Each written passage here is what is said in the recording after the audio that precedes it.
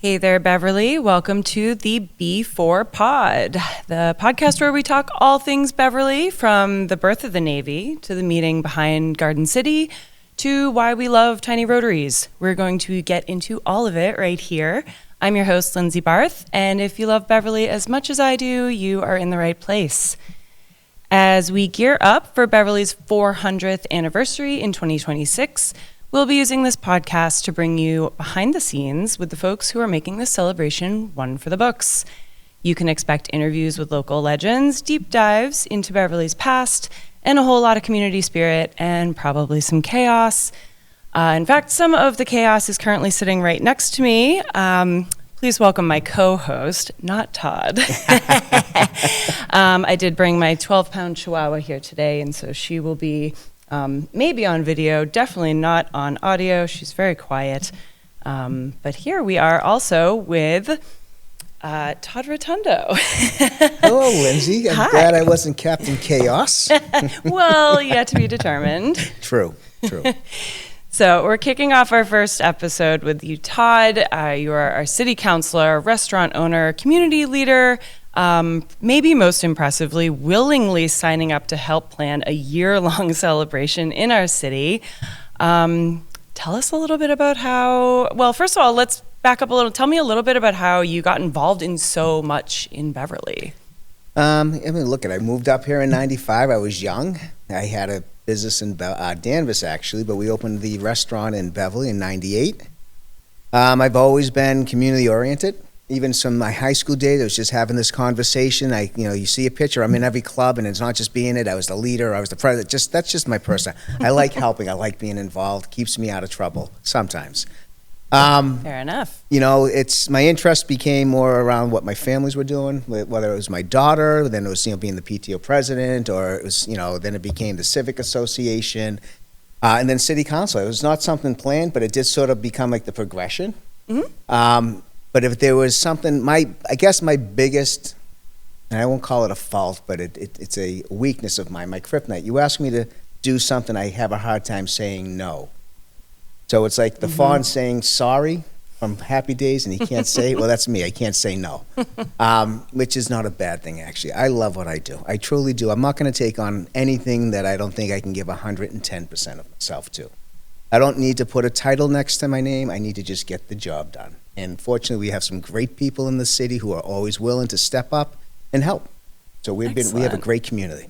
Well, it sounds like you're giving 110% across the board in many different places, so we thank you for that. And whose idea was this Beverly 400, the celebration, the commemoration of the history and everything? I mean, who brought this up? How did this come to be? Interestingly, it was a citizen who happened to reach out to the mayor's office, and the mayor, was busy at the time, and this resident had just had an event or been part of an event up at Gloucester 400 Plus. Mm-hmm. And the question was, what's going on? What's the city doing in planning? And this person, knowing my personality, included me purposely on this email.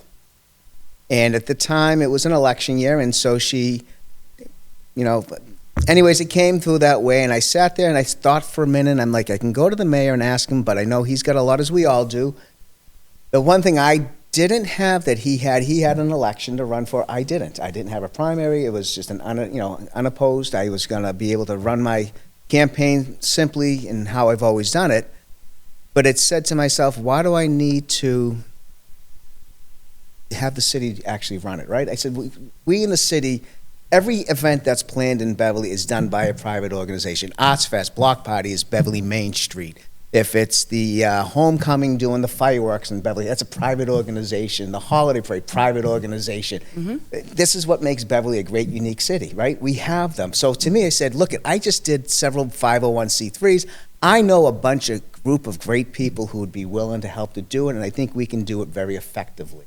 So I went around and I started doing some of my research, and I went up to Gloucester and I spoke with Ruth Pino, who was one of the tri-chairs up there, and she's like, it's a big undertaking.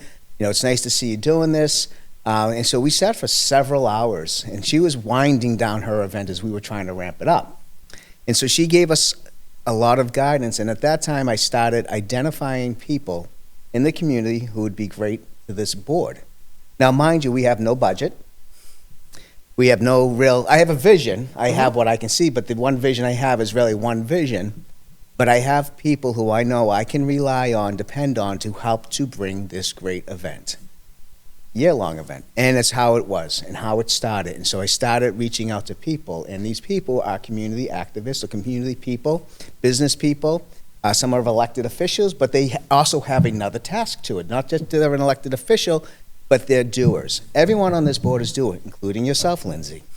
And so by that way, as we started building the board, and we had the 501c3, and look at, I am technically the president, but that's just a title because we had to file something with the 501c3. The reality is we're all equal on this board. Everyone's voice is the same. No one does, one thing better than the other. And then we all, one thing we started early in our meetings when we were having them, and I'd bribe everyone with dinner. It was, look at the door. You all have fantastic type A personalities. Leave your agenda and ego at the door and let's get to work. And everyone did, and we got to work. And so, interestingly, Gloucester 400 Plus spent 7 years building theirs out. Now, mind you, they had they had COVID, we had the pandemic, that paused some things, but 7 years. It's a long time. It is. And then I talked with Salem 400 Plus, and they started in 2000, and they're doing their way, and they're actually the city's actually running theirs. And here we are, our little group. We started in technically October of 23. And by now we're here, and we have things already planned out. We have deposits made. We have projects being built out, and we did it in less than a year, which was fantastic, which speaks volume to not me, but the whole group. So you're telling me we started with no budget. Yep. Approximately 4 years late to the planning stage. Pretty much. And now we have deposits down, we have events planned, we're rocking and rolling and seemingly ahead of maybe some of the other groups that started earlier than we did. I don't want to brag, but I want to say absolutely. All right, well, that sounds pretty good. And where do you think, what can we attribute that success to? The group. Yeah. Honestly, it's collaboration. Look at, you and I have worked together in your prior days, the Main Street's executive director, as a business owner. Mm-hmm. And I do wear many different hats, but they all work to each other, right? It's collaboration, it's communication. That's the key right there. Communicating and collaborating and leaving the ego at the door and not worrying about maybe once in a while we step on each other's toes. But we have to communicate that out because then resentment gets built.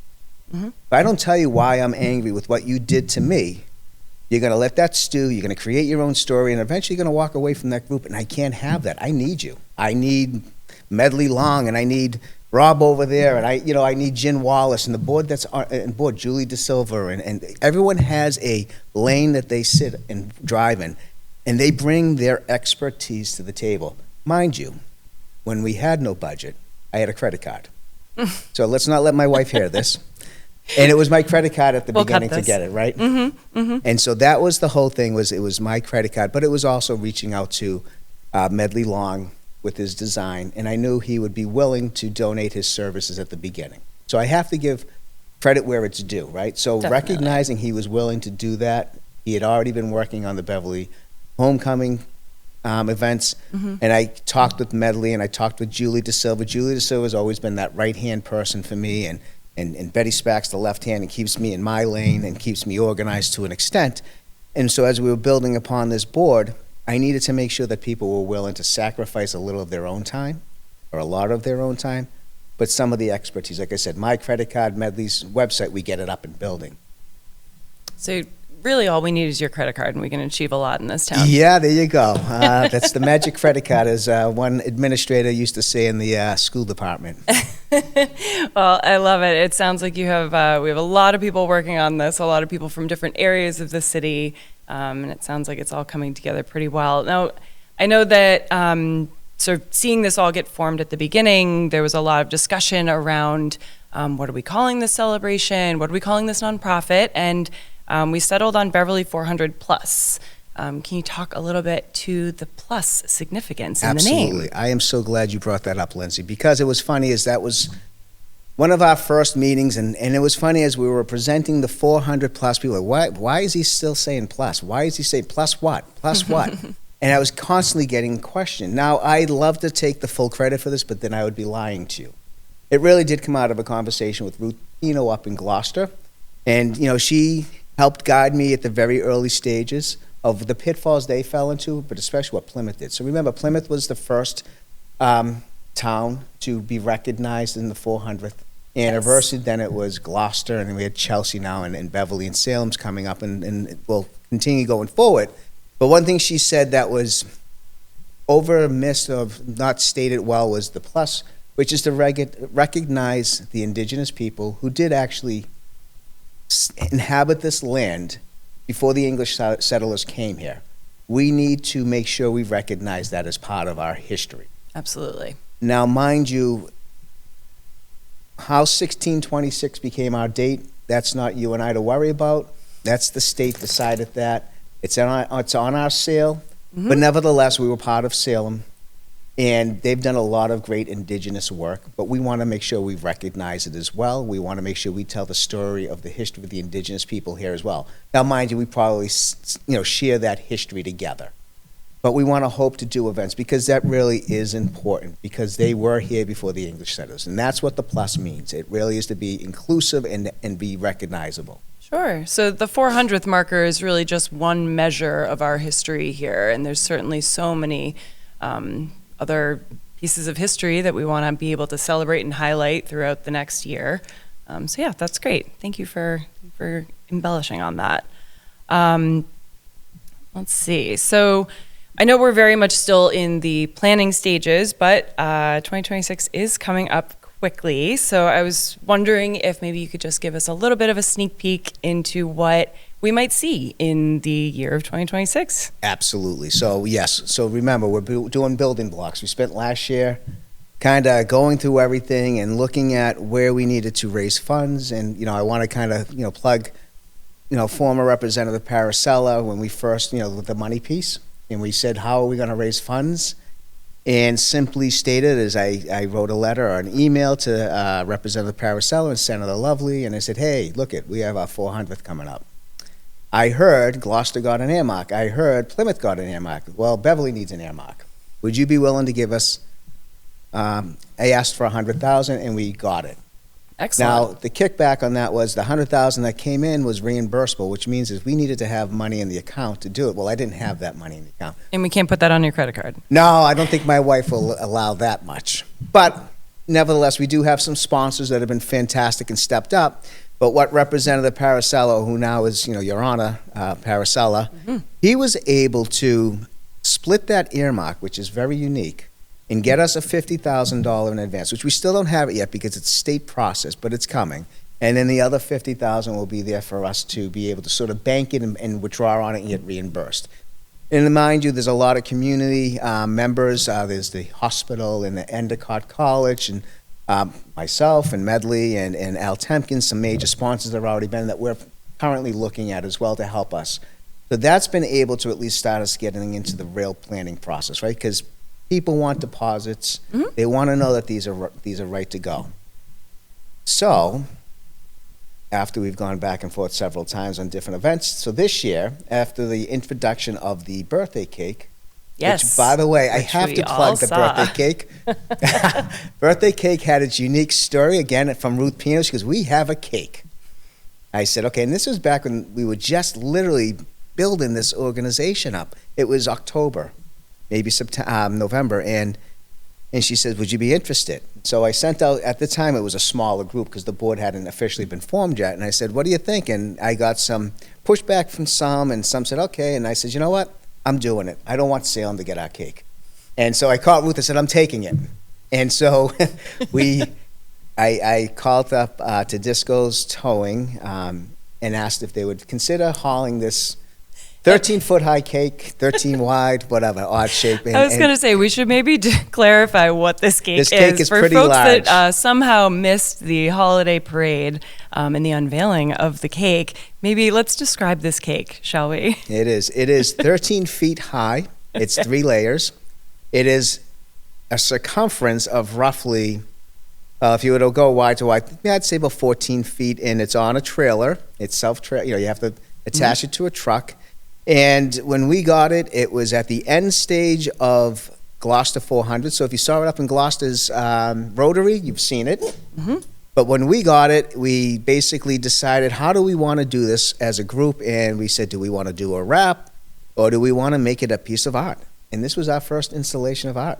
Yes, it was. And we hired a local artist as of courtesy of Lindsay herself, who gave us this person, who was a Beverly resident, or once was. Yes, well, I was lucky enough to have met this artist through just my own business. We were looking for a mural installation on a garage door, and we were referred to an artist named TJ Gansenberg. He's a Beverly native. He grew up here, and he's a local teacher and just a really phenomenal artist. So I was excited to kind of be able to pass his name along, because I know that he does really great things, and just felt like a cake was the perfect thing for him to take on next. And it was, and it's incredible when you see it. If you happen to see it on the holiday parade on BevCam, you catch it, or YouTube, their channel, you can see it. But we had a trail of this cake on 127, so I figured that was the safest way. Sure, of course. And I'm thinking there's no bridges, and of course there's a train bridge. And we're in Manchester, and I call up to the tow truck driver and said, "Hey, stop! We got a train bridge to worry about," because there were candles on it at this time, so it was actually a little taller than the 13 feet. Sure, yeah. So I call my wife, who works for Manchester Police. I say, "Hey, if you get any phone calls about this cake going under a train tunnel and you see it smashed," I go, "That's me." And so I just want you to get forewarned, it's me. And so anyways, traffic sergeant came out and helped us, but we did lose the candles, which was fine. So we got it down there. Slight casualty. Yeah, not a big deal. But we did get that. But I guess the biggest goal for me was so that we got it, not Salem. Not that there's any competition there, but maybe a little bit. No, of course not. No, sure. But yeah, at the end of the day, who has the 13-foot cake? We do, right? Mm-hmm, and so that's the story of the cake, as well as an art installation, because we have an art district, and that's something we want to highlight in this city, right? It's an important piece of Beverly. But to go further now is some things that we're working on. So in January, we're looking to do a winter wonderland down at Lynch Park. Okay.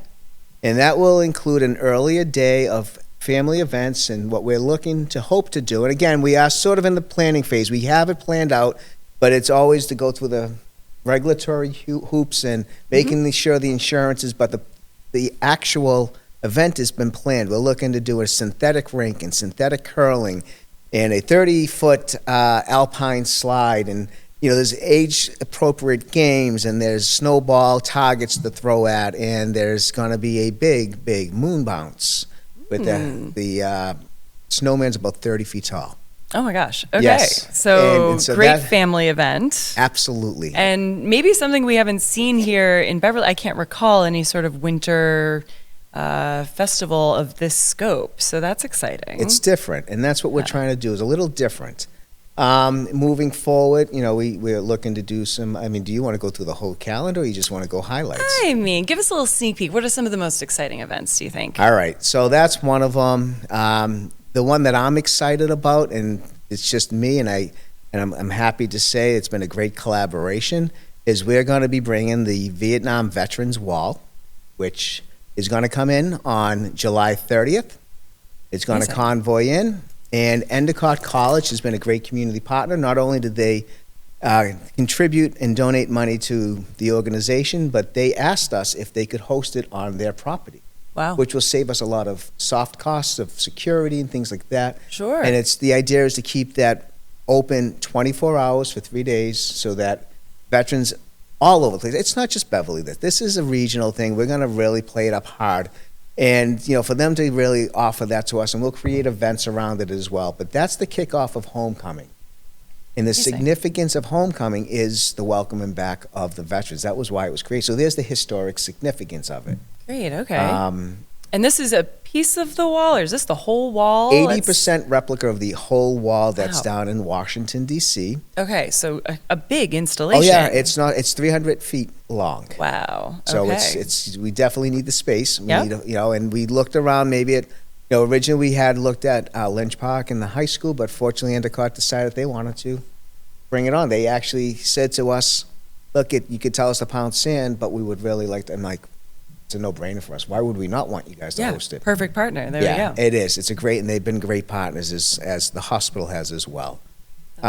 You have an event though being planned, and I don't know if you're ready to talk about that, but I can.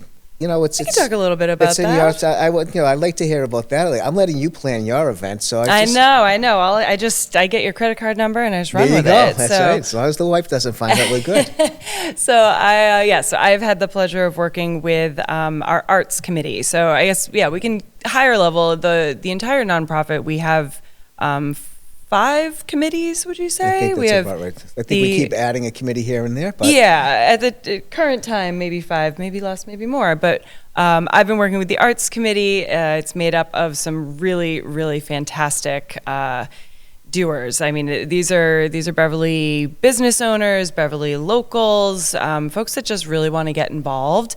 And we've been planning essentially 3 main events, and we'll certainly have our hand in a few others and partnering with some of the other committees. But our 3 main events right now are a Beverly's first Porch Fest, which I'm really excited about. And we're actually going to be doing a test run of that event, sort of a smaller version of our Porch Fest over in your neck of the woods this summer. Outside Pride. Yes. So we're bringing some music over to the other side of the defunct bridge. But we really just want to see what a Porch Fest can look like here in Beverly. I know we're a little bit more spread out than, say, some of the other communities that are taking Porch Fest as a concept and running with it, like Somerville. We want to see what we can do here. So starting that I said summer, it's this spring. Early June, we'll have Porch Fest, and more info to come for any Ryle-siders with a porch or a front yard that would like to have a band hosted, or any bands that are local and looking for a way to showcase their talents. Stay tuned. We'll have opportunities, and then we'll have a larger citywide Porch Fest in 2026. Well, Lindsay, I heard there's a bridge that's broken over there that maybe we could put some bands over by it, not on it, because we don't know the stability of it. But we do have a bridge in the area that's dead-ended. So, well, that's why we're targeting Ryle side. It'll be a nice little microcosm over on that side of the world here in Beverly. But maybe someday you'll have a bridge and we can all get over a little bit easier. But that's not on this podcast. That's a whole different podcast, Absolutely. I'm sure. But yes, we also are planning a Garden City event. Really, that came from this idea of our nickname being the Garden City, and just kind of wanting to highlight that a bit more. Who would have thunk to actually do an event around Garden Fest? Right. The Garden City event, Yeah, well, we have a beautiful city here. I think we can highlight it really well. We're going to try to bring some floral arrangements, some eco-friendly, eco-conscious organizations together, and just have a day that highlights the beauty and the sustainability that we're all working towards here in Beverly. So that's coming up. That will be during the week of homecoming in 2026. So a little ways off, but I think it'll be a really fun event. And then we are also planning a film festival, partnering with the Cabot Theater. Lots more information still up in the air with that, but I think that will be a really exciting event and something to look forward to in the winter months in 2026. I know it's hard to get out during that time, so that'll be something fun to do. But in terms of just kind of bringing this all together, because that was only a few of the events, we have so many events. We do. We still have more to come. So many. Can you speak maybe to some of the challenges you've already seen or maybe foresee in planning such a large-scale, citywide year of events? Yeah, there's a couple that always, as when we first all started and sat together, the first thing is that there's no bad ideas. Mm-hmm. All good ideas, but the only thing that get carried out is we need volunteers and money. Yes. That's key to any organization, any event that's put on. I know we'll be able to do it. I'm confident. I'm optimistic about it. But there are challenges. Look at, the economy's changed. Financial situations came. They'll make no mistake.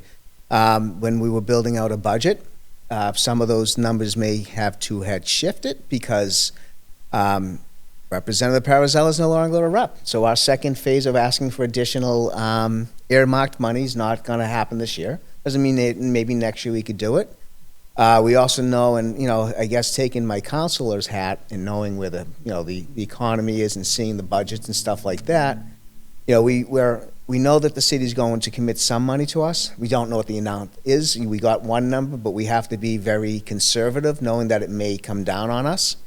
As much of it's a great celebration, we're still working to get corporate sponsors, and we'll continually do that. And Al Temkin's been doing a phenomenal job. Julie De Silva working on that. Going around knocking on doors. So if you see or hear them, don't pull your shade down. Welcome in. At least help us market it out.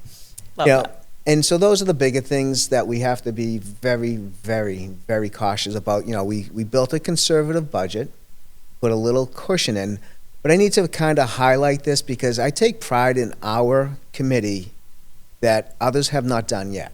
And maybe we'll fail, but I don't think we will. I think we'll be even more successful.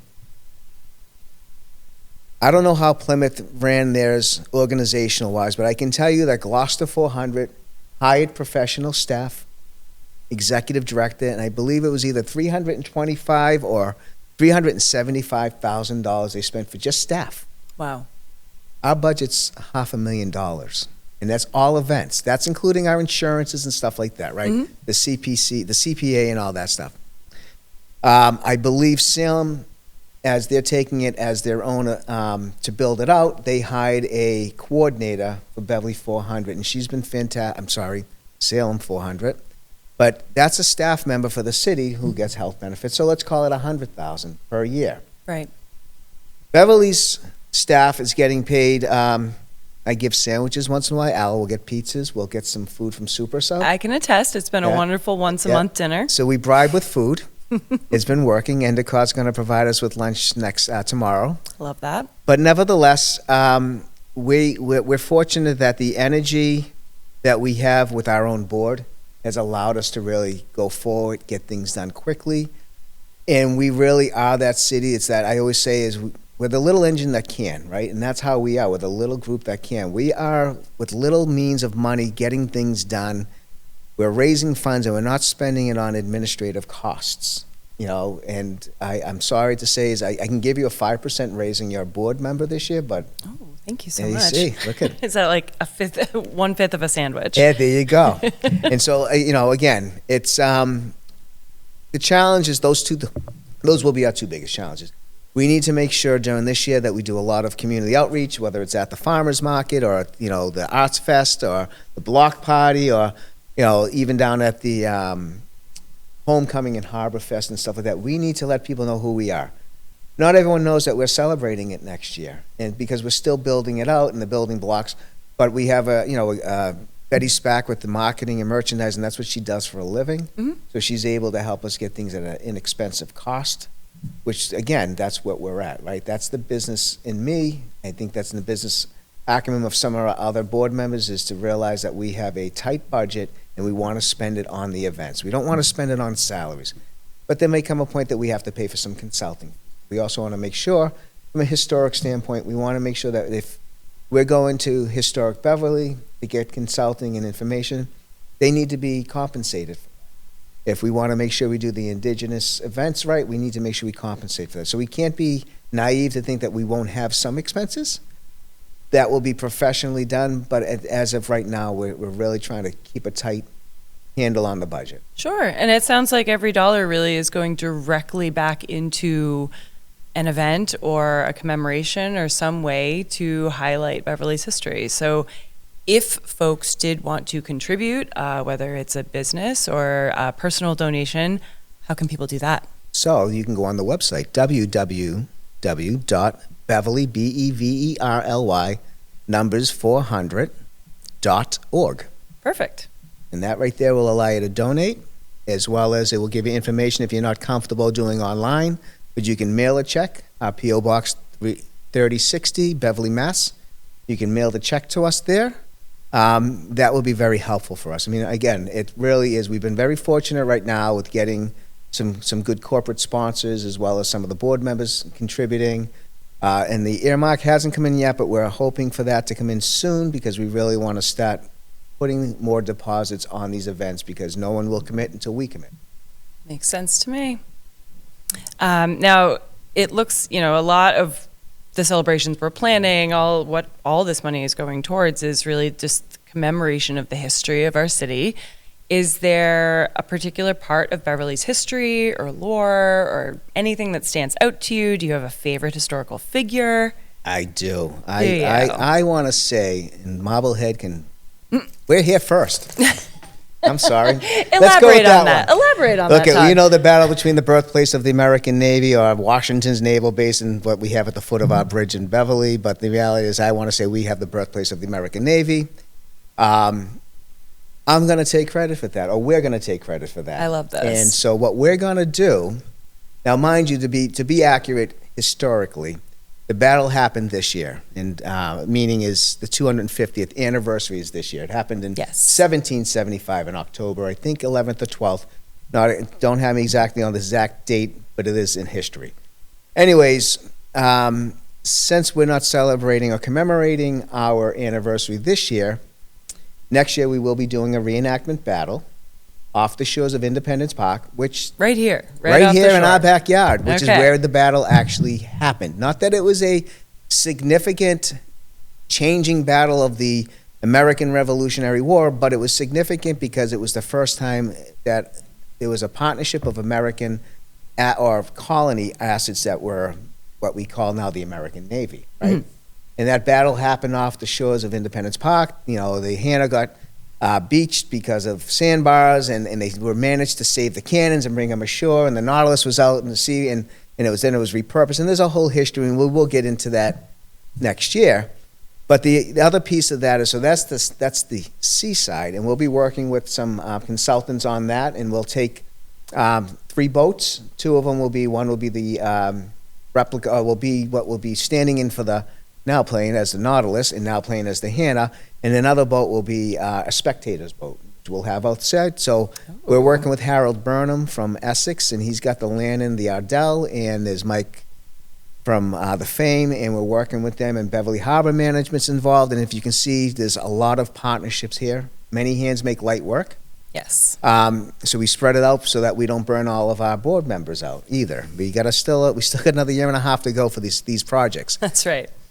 So I like to say when we first introduced that concept, it was at the Peabody Essex Museum event, and I think people kind of looked at us strangely that we were taking credit, but that's okay because we're here first, and we're going to say we own it. We're going to own it. I love this. Yes. All right. This is where we settle we're gonna settle the this, debate. Yeah. We'll invite Marblehead over, but the other piece of that is the land side, which we'll be working with Historic Beverly, where they want to do a muster that weekend. And for those who don't know what musters are, the reenactors will actually do what life was back in the time in preparation to go to battle. In the full garb and the full whole garb outfit. and all. Okay. And we're building out that event. I have my ideas, but it doesn't mean that's the ideas that everyone else is going to share. So we got to work on that piece.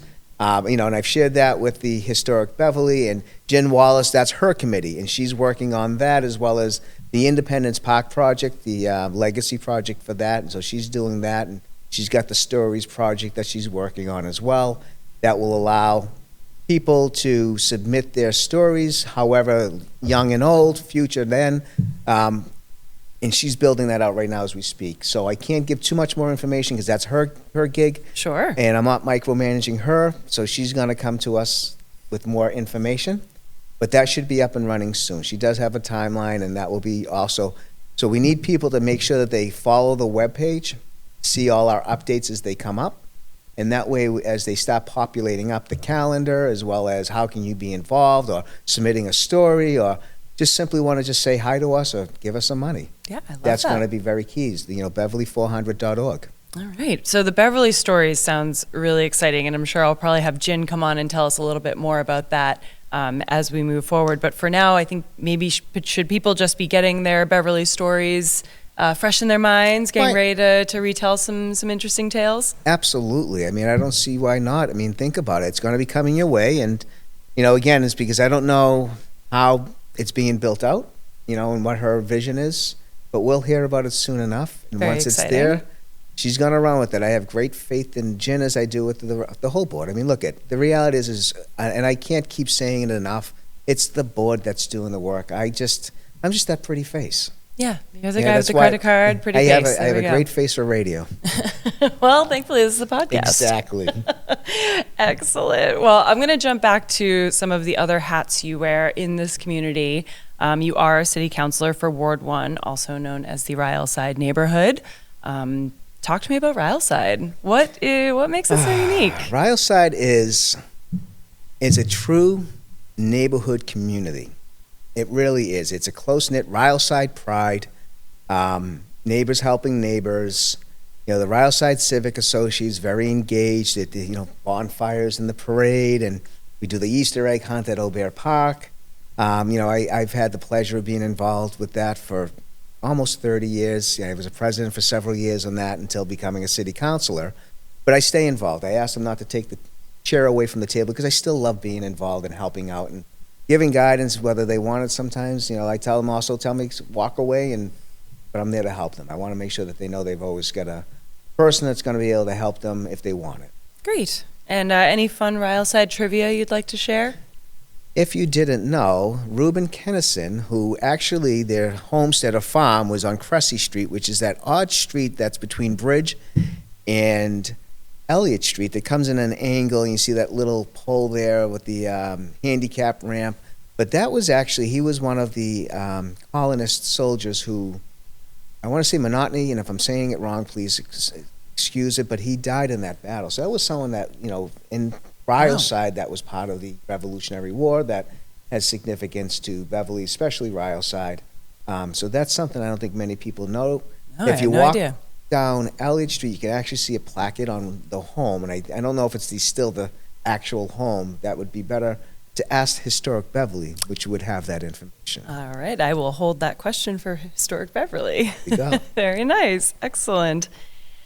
All right. Well, I know you are definitely a busy man, hearing from all the things you're doing right now, but if you ever had a day off and you were just free to live your best life here in Beverly, what would that day look like? What's your perfect Beverly day?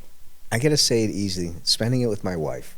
Oh, that's because she's listening. Come on. Yeah, I don't know if she's listening, but the truth is, I am very blessed because I do have a great wife who's 99% all the time understanding. But she also knows that I'm never home. I'm not. I mean, the reality is because of the many different things, whether as a business owner owning a restaurant, when everyone else is out selling, having food and enjoying the weekend, I'm working. I'm the one who's serving you. Or if it's a council meeting or a harbor management that I sit on, or Beverly 400 now takes the time. Mm-hmm. I serve on the Youth Collaboration Board. I'm the chair of the Youth Collaboration Board. So we have a brand new McPherson Center being built. Yes, I saw. That's exciting. It is. And, and I'm a YMCA appointment. I'm not a city appointment in that aspect. But, when they asked me to join that particular organization, I said to them, if you want me, just understand you're getting me. You're getting 110% of me. You may not want that much of me. But nevertheless, so I guess, like I said, I have a hard time sitting being still and not doing anything. Sure. Usually I try to ask my wife to plan to do something and just put me in the car. I'll drive or she can drive. But it really is, to be able, we don't have the quantity, but trying to spend the quality time with her. And I sometimes take that for granted, and that's on me. But really is. She's my best friend. She is. And, I am very blessed to have her in my life. Well, it's true. Yeah. It's true. It's not something fluffing it out. And whether she listens to the podcast or not, I sincerely mean that. I couldn't do what I'm doing now if I had someone else. She's my best friend. She's my partner in crime. I love that. She is definitely the woman behind I call myself the boy, but the man. Well, I think I can speak for everyone in Beverly. We are very grateful to her to allow you to be able to do all of this and not get mad at you. So I'm sure she gets mad at me. So I'm frustrated, I think is a better word, but yeah. Fair enough. That's great. Well, it sounds like, we have lots of things planned, lots of work ahead of us. Sure, there's lots of opportunities for more people to get involved or to follow along. Where can people find more information? Where can people stay up to date? And as we get closer, are there opportunities for people to volunteer? There is. So a couple of things, as I said, and I'll keep saying it, www.beverly, the number's 400.org. That will allow you to the website, which has been up and running for probably a year, but we keep adding to this web page because as we're doing it, it's building blocks, right? We're planning things and it takes time to get to where we're at. And so right now, for instance, Julie DeSilva has been working with Medley Long to create a volunteer form where you can select as we have events planned up, because although we touched upon a few of them, there are many more to come, some big and some small, but there'll be opportunities to simply put your name in the database to how can you help. Now, there'll be different ways within that particular event where you'll be asked a specific job to help with. Sure. That's one thing. To keep informed, there'll also be a box you can to check off for newsletters or be informed. You can either say, yes, we want to be, or no, so we don't want to be, cramming you with all the spam and stuff, but if you want to know what's going on, I am hoping, because BevCam has this beautiful, lovely studio downtown right now, across from Soma's and Atomic Cafe, next to Delphine's, and I'm trying to give it as much, next to, really pinpointing next it. to the St. Mary's Church or the old natural food place. Yes. They have this beautiful studio, but they also have big windows. And Rob, who is the executive director of BevCamp, but as well as a board member of Beverly 400 Plus, has graciously and kindly offered some space, we don't know yet where, but to be determined, because we do need a downtown presence as well, which is one thing Gloucester had that we lack. One of the things that Gloucester was able to accomplish through one of the banks was the bank gave them retail space that allowed them to have a storefront, a walk-in space, and they had brochures and catalogs and merchandise that they sold. Wow. So they essentially had a pop-up for their entire year. They did several years, actually, because they did go before. So they did have that, similar to the space at BevCan. Now, not that we're looking to take all your space over, Rob, but we would like a small space. But anyways, and I know we've been working with Rob on that, and they've been very kind to be. Look at, again, community partnership. That's what's great about Beverly. Community partnership. Everyone taking their lead and getting things done. One other thing I just want to put that's happening this year, which is directly to financing these events, is we're doing fundraisers in 2025. Yes, tell us more about that. Yes, so one of them is a trail run where we'll be working as, again, community partner with the YMCA, and we're hoping to have that included as part of their series. We're working with Carol Myers from the YMCA and Heather, our board member.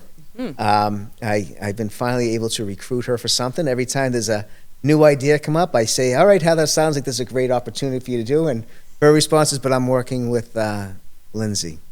Well, I called her up, so she's taking that. So that's something we're working on. No excuses. Everyone's wearing too many hats here.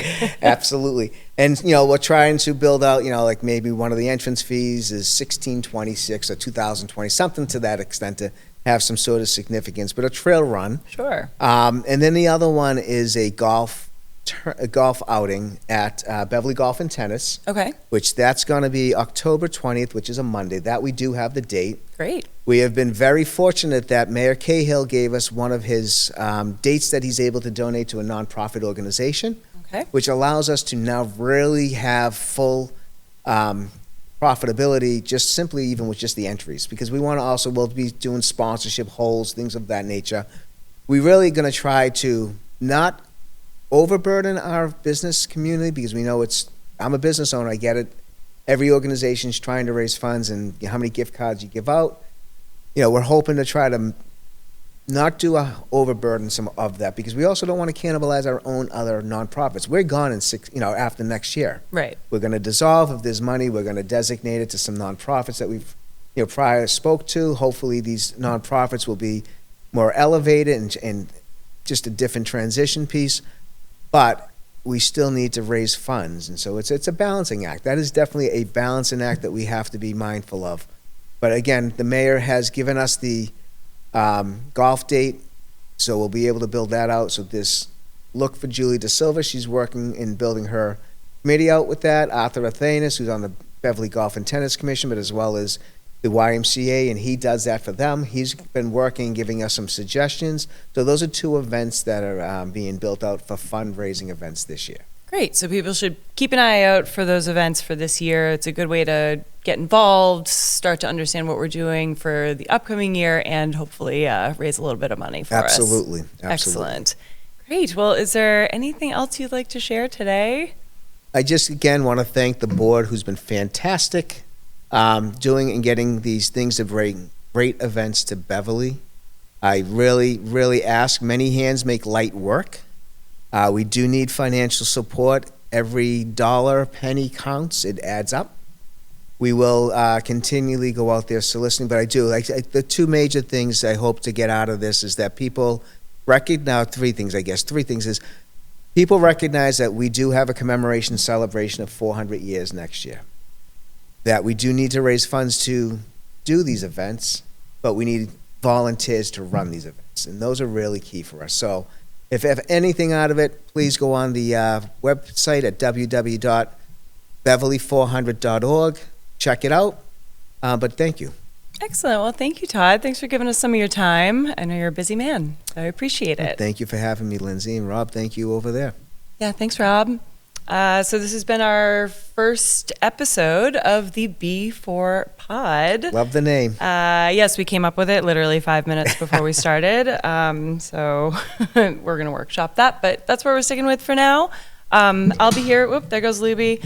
I will be here interviewing more board members, more folks getting involved with the Beverly 400.